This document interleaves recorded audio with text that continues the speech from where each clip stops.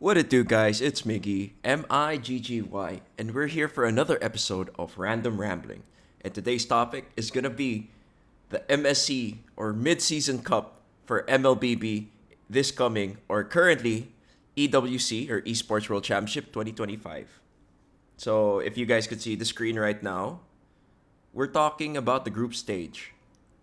So congrats to Virtus Pro for surviving and winning the wild cards, and now they are currently placed in Group A.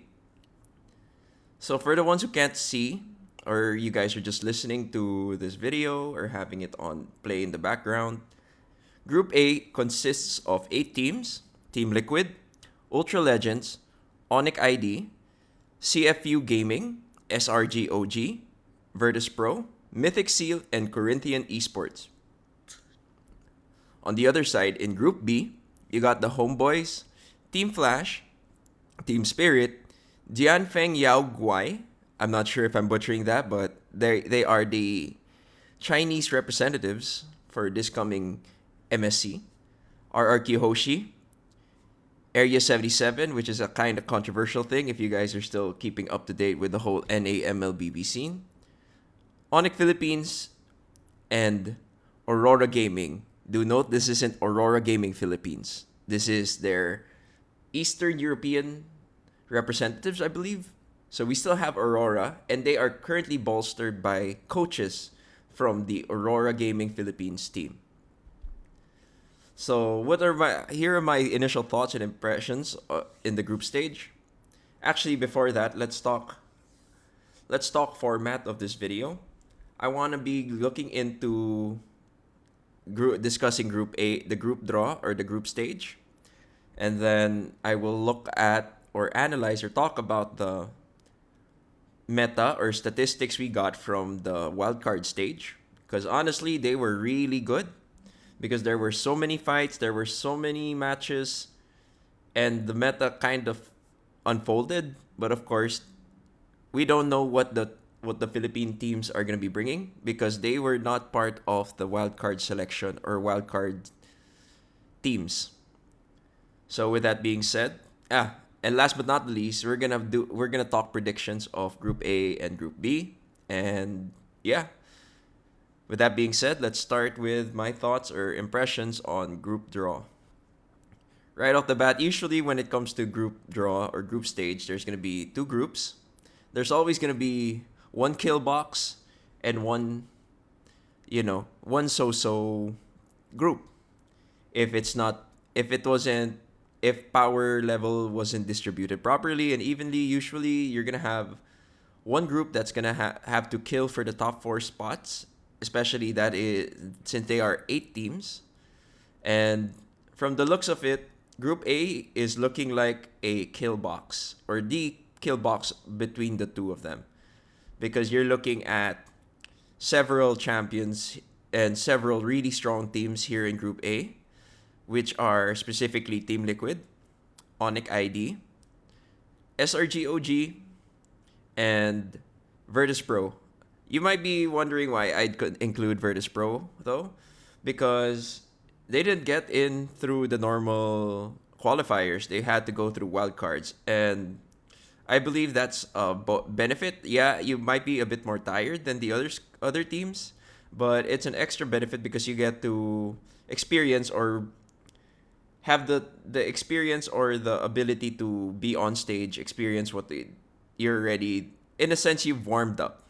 You were able to warm up in Riyadh. You were able to warm up to the main stage or the group stage setting, and you've had a lot more time to adjust because there are some teams who are flying in really close to group stage, so they might be affected by jet lag. They might be tired. They might not have had enough scrims to actually warm up those joints and those game plans and strategies.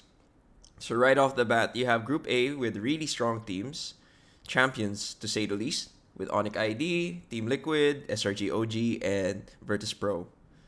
While on the other hand, you have Group B.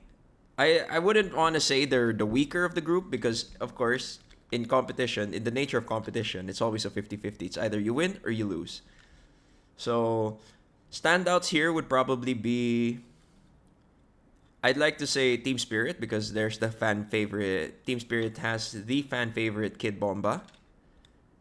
Onyx Philippines, of course, you cannot forget about them. They've been the tried and tested team. They've won numerous titles. And then there's Aurora Gaming. Yes, they might not be the Philippine representatives, but they are bolstered again by the coaches of Aurora Philippines, which are Coach Master the Basics and Coach Dexter. So I also want to talk about Area 77. Yes, they did not actually qualify through the regular means and everything, but I wouldn't want to put them down or, count them out just yet. So if I were to look at these groups, if I were to predict the top 4 teams from Group A, I would assume it would be Team Liquid, Onyx Indonesia, SRGOG, and Virtus Pro. Those are my top 4 picks. While in Group B, it would probably be Onyx Philippines, of course, Team Spirit, Team Flash, and Homeboys. Aurora might be close to maybe getting top 4 because they are bolstered by the understanding of the Southeast Asian metagame. But again, it is a new patch. People are still trying to understand and figure it out. So those are my picks. If I know that I said predictions for the end, but those are gonna be my group stage picks. So with that being said, so it might not be as you might not be able to understand it as much right now, but let's go look at their format. So with the group stage, it's actually gonna be a bracket system. Sorry. So maybe instead of having the predictions at the last part, we'll discuss predictions now with group stage. So if it's gonna be Team Liquid Philippines versus Ultra Legends, I believe it's gonna be Team Liquid Philippines. And then Onyx Indonesia versus CFU Gaming, it's gonna be Onyx Indonesia. It might be between the two of them. I'm still leaning towards Team Liquid Philippines, but I don't think it's gonna be a clean sweep. It's not gonna be an easy fight between Team Liquid Philippines and Onyx Indonesia. And then the next stage, this is gonna be a tough one: SRGOG versus Virtus Pro. I believe SRGOG is gonna win. And then they're going to go up against either Mythic Seal or Corinthians. So let's look at Mythic Seal and Corinthians. So Corinthians has Jesus and Flick, while Mythic Seal, so let's go look through their previous matches or their timeline. It seems like Mythic Seal is very, very dominant, I believe. They're a constant first placer. If not first place, they go second. While we have we have the Corinthians with a very, very small but very a very small resume, but they seem to be very dominant, especially with them being backed up by 2 Filipino veterans, I believe, Jesus and Flick. So I'm leaning towards, if we were gonna go between Mythic Seal and Corinthians, I believe Mythic Seal is gonna get it, just because the team has a bigger or more decorated resume. And then between Mythic Seal and SRGOG, it would probably be SRGOG securing the second knockout stage bracket. They are gonna secure the second slot for the knockout stage in Group A. And then if we're gonna be looking down here, if loser between Team Liquid Philippines versus Ultra Legends and CFU, it would probably be this one. It's probably gonna be a mixed bag, but I believe Corinthians and SRG Virtus Pro have to fight. So I wanna believe that SRG Virtus Pro will beat whoever loses between Mythic Seal and Corinthians, because of Andoryu's miracle runs in the whole MSC wildcard, right? And then who are they gonna go up against? It's not clear here whoever they're gonna go up against, but if it were to be between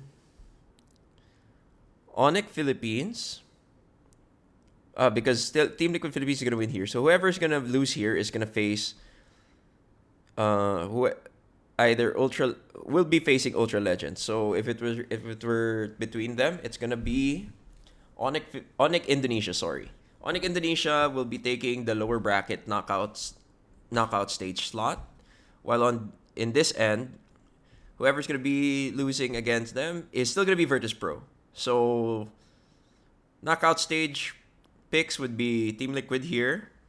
Team Liquid would be in the first slot. In the second slot, it's going to be SRGOG. In the third slot, it's going to be Onyx Indonesia. And in the last spot for Group A, it will be Virtus Pro. Those are my predictions for Group A. Moving on to Group B, we have Homeboys versus Team Flash. I believe the Team Flash should have Vanix, Curtisi Hades versus Homeboys. I am actually leaning towards Team Flash here. Team Flash. And then Team Spirit versus Jianfeng Yaoguai. I'm sorry again if I am butchering their names. But I am a Team Spirit believer. Let's go for Hiko and Team Bomba. And Kid Bomba. So we're going to have Homeboys going up against Team Spirit here. While RRQ Hoshi versus Area 77. This is a pretty tough one, but we got to go for RRQ Hoshi. RRQ Hoshi is going to be winning that. And Onyx Philippines versus Aurora Turkey. We're going to get Onyx Philippines here. So Team Flash versus Team Spirit. I believe Team Flash is going to be winning. So they're going to be taking the first slot for Group B in the knockout stage. While RRQ Hoshi versus Onyx Philippines, of course, we are kind of partial or kind of biased towards the Philippine teams. So we're going to be going for Onyx Philippines. So the second slot will be secured by Onyx Philippines. So again, Team Flash will be taking the first slot in Group B, and the second slot will be taken by Onyx Philippines. Next, let's go for the lower bracket for Group B. We're looking at Homeboys versus Dianfeng Yaoguai. Or let's call them DFYG. So DFYG versus Homeboys. I feel like China MLBB is pretty strong and dominant, but I'm not sure it's ripe yet. So we might be leaning towards Homeboys securing that. While Homeboys versus Team Spirit, Homeboys versus, yes. So my prediction is going to be Homeboy versus Team Spirit for the semifinals in the lower bracket. This is going to be a tough one, but I'd like to say that Team Spirit will get that because we are still leaning towards that bias. So a lot of these predictions are, at least in terms of analysis, it's really more on my predictions or bias, having been a fan for them. But in skill-wise, is Team Spirit has been showing up, though they might not be as advanced or as in the same level as the Southeast Asian game teams.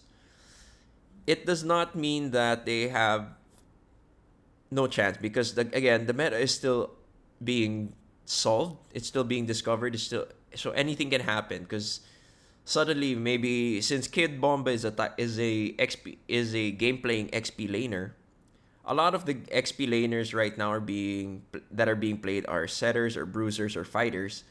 So it's leaning towards Kid Bomba's meta. But then again, there's also you have to consider that Kid Bomba is not the only player in Team Spirit. And if we were going to look at Homeboys versus Team Spirit, Vel versus Team Kid Bomba, I'd say I'm leaning towards Kid Bomba. While Melcutie versus Hiko, I'd say it's going to be a pretty even one. So it's going to really boil down to the team play.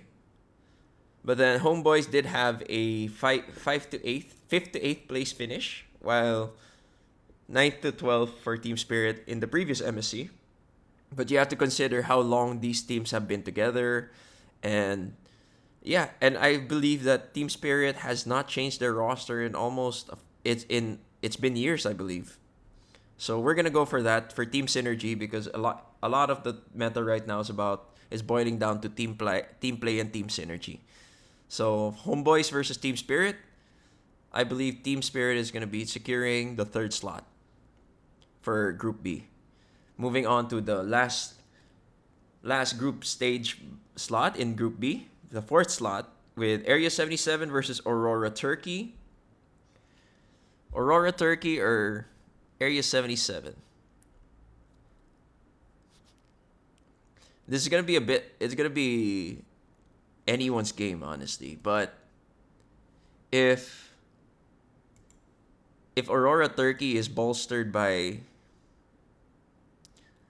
two coaches from the Philippines, very recognized and very decorated coaches, it might boil down to draft. So if we were gonna look at it, Aurora Turkey may be taking the slot against Area 77. Because let's face it, the more support you have, it's a lot easier to grow a team. It's a lot easier for you to get better if you have the right support. So moving on from Area 77 versus Aurora Turkey would be Aurora Turkey. And then between them, it's going to be RRQ Hoshi versus Aurora Turkey.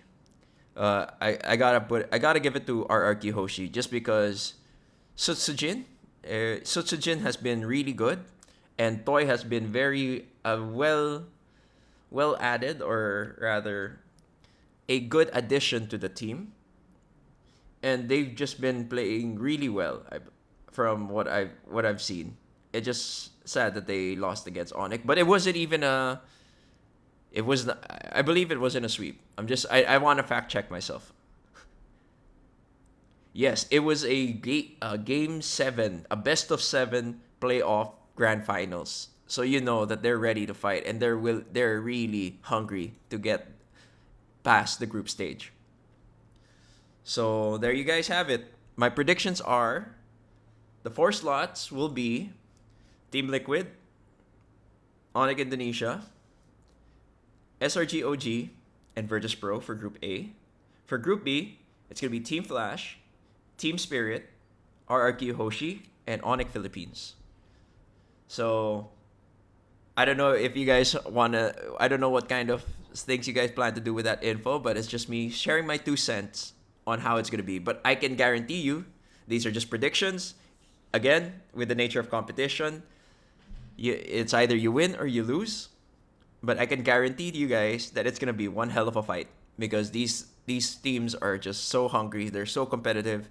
And that's the thing about esports. Everyone just keeps getting better. As years go by, players get better, games get harder because people start learning the game more. And that's why you need the patches to actually revive or reinvigorate that enthusiasm for these players to keep on playing. And speaking of the patch, let's move on to our current statistics for the MLBB MSC 2025. And I'd say we got a lot of information or a lot of data just because of hanging out or just because of the wild cards and hanging out there, because there were so many games that of best of 3 that ended up play all 3. So if we're looking at most pick, it's Kimmy. But Kimmy, Yusun Shin, Lapu Lapu, Fredrin, Moskov, Zushin, Farsa, Granger. You can see that there's a lot more. They're leaning towards a supposed 3 marksman lineup with teams actually running Kimmy in the mid lane, YSS in the jungle, and they either get a farming or an early game jungler. An early game gold laner, which is in the form of Granger. Though Hayabusa did get a lot of nerfs, since we're looking at the top 10 right now. With Hayabusa, alright, for the people who are not tuning in or looking at the screen, the top 10 picks currently in the MSC via wildcard would be number 1 would be Kimmy with 18 picks. Number 2 would be Yisun Shin with 18 picks. Number 3 would be Lapu Lapu with 14. Fredrin with 14 is number 4. 5 is Moskov with 14. Farsa with 14 is number 6. Zushin is 14 at number 6. And Farsa is at 13 with 7 at 7 with 13 picks. There's so many numbers and so many statistics that, I just get them confused. 8 and 9 would be Granger and Hayabusa, both with 13 picks. And last but not the least, Baksha with 12 picks. But a really close second, or second to him, would be Uranus with 12 picks. So it's more or less, when you guys see these picks, you already know that these are the go-to lineups of the teams. Currently, these were, again, mind you, these are wildcard teams. So we did not actually have access to the other regions' current quote-unquote meta picks, because each region plays the game differently. And that's why it's very interesting to see how they play or how it goes during the MSC, because it is, again, an international competition where different metas clash with one another, or rather they start adjusting or they start learning from each other, and that's how the meta suddenly becomes known. If we're looking at it, there's the whole 3 marksman meta with YSS, Kimmy, and another gold laner, gold laning marksman. And there's a lot of tanky. It's a good thing that the tank meta is back also, because if you're running 3 marksmen, you best believe you should have a frontliner. If you're gonna have 3, you might as well have 2 tanky frontliners. So that's why we have our Lapu Lapus, we have our Uranuses, we have our Badangs, our Arlos, our Gatots coming back into the meta. But that's not all. We have to consider that everyone's still trying to solve this meta. But I'm thankful that the assassin meta is kind of getting neutered or deterred, just because everyone is leaning towards either a farm-heavy lineup or a very team fight-oriented lineup. Gone are the days where you have your Fannies, your Hayabusas wreaking havoc early game, because again, we have to consider the changes in the jungle, wherein the jungle buffs spawn 5 seconds later than they used to. So by the time assassin junglers actually visit lanes, they are already the XP lane and the mid lane tendency is they're already at level 4. So they have access to their ultimates, and it's a lot harder to gank these. Yes, you have more damage as assassin jungler because you also have access to more gold, but it's a lot harder because there's so many more escape mechanics or escape tools these lanes have against your burst. Moving on from that, you have to consider that because of that delay, a lot of people or a lot of teams actually started delaying their turtle takes. They would rather not take a turtle early if it meant that they're risking the team fight wherein one of their key setters or key heroes is not level 4. Because of the delay in the jungle rotations, a lot of teams have access to level 4 before the first turtle fight. And if they do not, they would choose to delay the turtle fight just so that they could have a very even or rather advantageous position during that first take. Because the new rotation now is, aside from clearing quickly, try to make impact in one lane to make sure that you snowball into an early turtle objective take. Teams would rather have a good first turtle team fight, because after that, the snowball kicks in wherein they start invading and stealing one buff from the enemy's jungle. And I believe that is why Uranus jungle started becoming more meta, because after a jungle take or after a turtle take or an objective take, Uranus's tankiness and his passive allows him to safely dive or go into the enemy jungle to try to secure one buff. And the way So just in case you guys didn't know, Ura is now being played in the jungle. So just a fun fact, and that's why I'm discussing it right now. A lot of the hero or the jungle Ura gameplay involves zoning and only coming into the having a bursty lineup with them trying to deal with the turtle and going into retry and then push out to secure another buff from the enemy's jungle, which is a bonus because he's so tanky and he doesn't need anyone to zone for him. He is the zoner, and then he just goes in for a retry, and then that's why he is currently partnered with the nice one baby meta of Jella or Angela. Angela provides him the crowd control needed if he needs to actually make stuff happen. A lot of the issues with Ura jungle is that he does not have a gap. He does have a gap closer, but he does not have that much crowd control. That he's basically just a wall pressing on you, and that's about it. And that's why it's better to have a Jella or an Angela with him, because Jella provides that extra sustainability and that crowd control through her tether. So with that being said, the meta is looking very, it's kind of, there's a clear picture of how teams want to be playing the meta, with it being either a very farm heavy lineup, because you can see that they're willing to play a three marksman lineup, and that's a very greedy lineup to pick up, because these guys are need the farm, they need the items, and if they don't get it, the game is pretty much done for them. So they want us prolong these games. And aside from that, with the tank jungle coming back, XP laners can suddenly play damage dealers. They could suddenly have utility roamers again. And a lot of it is reliant on team play.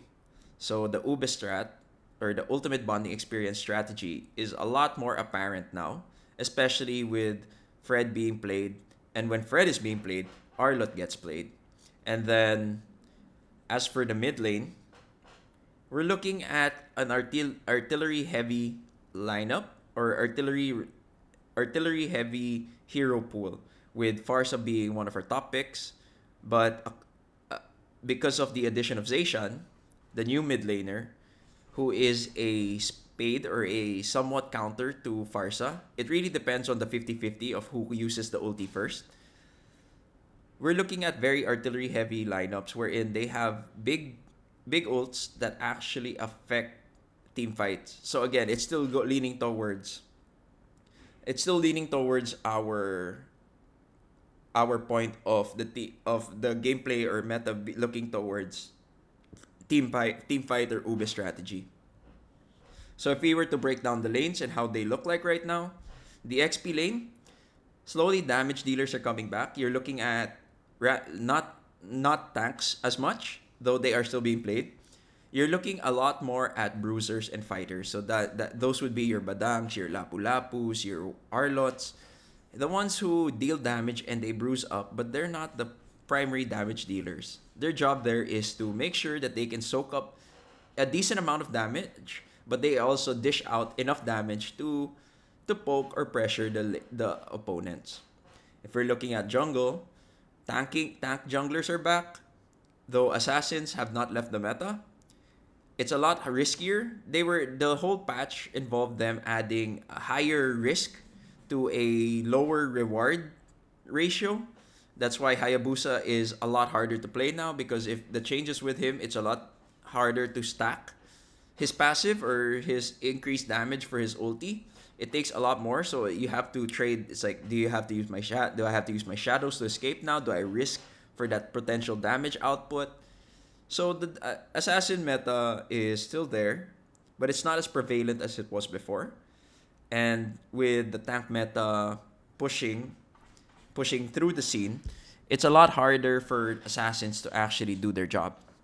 So that's what's happening and of course, YSS is in the jungle, adding to that 3 marksman meta lineup. Moving on to the mid lane. Mid lane is still consisting of your artillery heroes. You have your Zushins, you have your artillery heroes or anyone who can do anything at a distance. So you have your Zushans, your Farsas, and your Zacians. A lot of them have displacement ultis or abilities to displace their opponents or force them to reposition.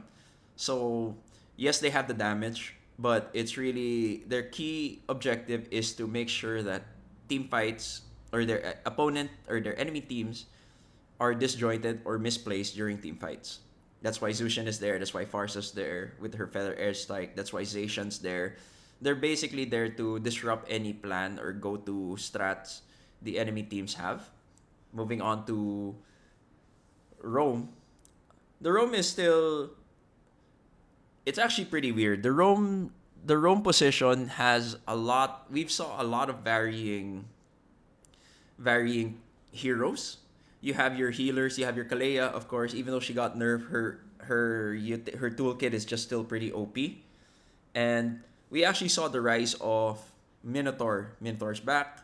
Matilda, Jella, they're back too. And this goes to show that the enchanter or the utility lineups with the heals are being picked just because we have access again to tank junglers. So having access to heals adds to their sustainability, and a lot of lineups are now actually evolving into running Matilda, Minotaur, and Jella. I'd say those are the ones who are very apparent. But of course, you cannot get rid of your tanks or your frontliners, especially if you're running a three marksman lineup with Gatot and Hylos. Those are still mainstays in the current meta. And last but certainly not the least, the gold lane. The gold lane has been very the same. Honestly, it's still the same for heroes from last patch.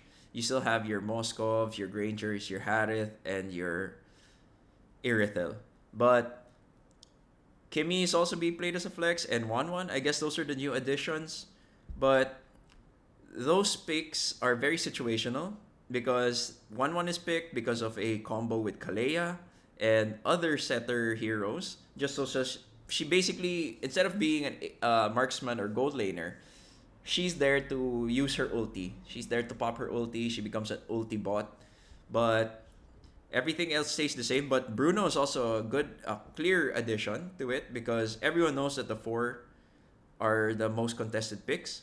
So it's nice that Bruno is slowly back because it's a lot easier to use his increased damage catching the balls because of the changes to his kit. So that's a surprise. But again, I'm looking at it now. There's also Carry. Carry, honestly, a very situational pick. Again, if you're against a very tanky lineup, you'd play Carry, or if you have a Kalea, you can also play Carry. Again, these are situational picks. Situational picks being Bruno, Carry, and Wanwan is basically you need to play them when the enemy team decides let's just ban all the meta gold laners and force them to play. But it's a surprising sight to see that though Harith was played 4 times, he actually lost 4 times. So he's now sitting at a 0% win rate. But then again, you wouldn't be running Harith if you have a Kimmy mid lane as well. It's a lot harder to be playing that kind of lineup because it's gonna be a purely magic based damage output. So tanks could just really prioritize magic resistance or magic armor, and you're not gonna have a fun time. And yeah, I guess that's it for my overview on the MLBB Mid-Season Cup this 2025. And again, we are currently the group stages will start next week. If you guys are watching this or listening to this, the MSC group stage will begin. It's here. It will be beginning July 23rd to the 27th. So it's gonna be happening next week.